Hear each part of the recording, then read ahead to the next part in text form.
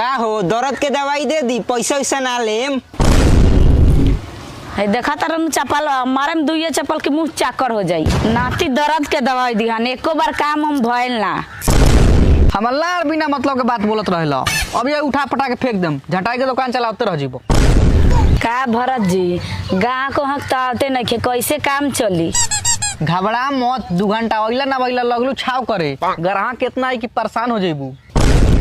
हमरा के कौन नतिया परेशान कर दी, ओकरा गाँव में बूझते ना होई। अच्छा चुपचाप रहो, भोंपो आवेला तब बतावेला, सब पैसा सदा ली तारा से। का हाल बा भरत जी, ठीक बानी नु? हाल तो खूब बढ़िया बा, अपन बताओ। ए आज तू जा घर बिहान आई हो, अभी तारा बारे में केहू नहीं जानत। प्रचार करम नु तो अब खूब लोग जाने। साफा रहुआ बकचो दे बानी, पहले प्रचार ना कले होला। ठीक बा हम जाता नहीं। हमरो बढ़िया हाल बा, आइल बनी ससुर से जुगाड़ पर मूर्छा छोड़ावे। बोली क रुपया लागता? एकदम मूर्छा छोड़ावो चाहे गाड़ के गर्दा उड़वा लो, हम वही खातिर तो खोले बानी भरत भोजपुरिया देसी हो। आवा तारा के बेड की क्वालिटी दिखाई कौन कितने रुपए के बा। हाई देखो, हाई खटिया पर लिवाइबू तो 999 रुपया लगी। हाई देखो बोरा पर लिवाइबू तो मात्र 799 रुपया लगी। आ तराई पर लिवाएम तो मात्र 399 रुपया लगी। बोली कवना पर लिवाए के बा? बोली ना कौन ठीक रही? कौनो पसंद करो ना, तारा के रेले खा तैयार बानी, बिना दवाई खोले 2 घंटा ले हम।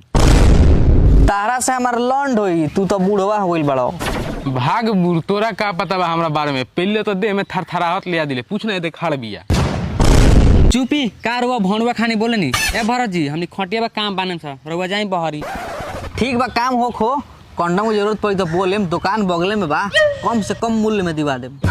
जो ना रे बुक का इतना मत सिखा, हाथे पोलोथीन काहे खातिर ले आइल बानी? ठीक है जा काम होके। ना देवर से ना बतार से माजा मारा तरी से ससुर से, कैसन जमाना आ गइल बा हे भगवान।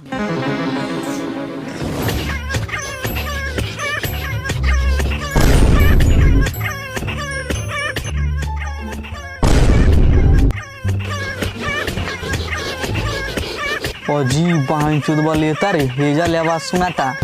तनी आरामे से काम हो खो, ना तो खटिया टूटी नु तो नया खटिया के दाम हगा ले बुझ हलो। कान अतिया के बात सुन ले बानी, अब के हमार जोश जागल मारी धाए धाए की करी काहे काहे। खाके कमाला पसंद से हमारे दाना दान। देखलिस के गाना गावता? मर्द के पहचान ओकरा जुबान से होला। गलत, मर्द के पहचान ओकरा जुबान से ना, ओकरा सामान से होला। ते दरोगा चमन चोर से जमान लड़ाई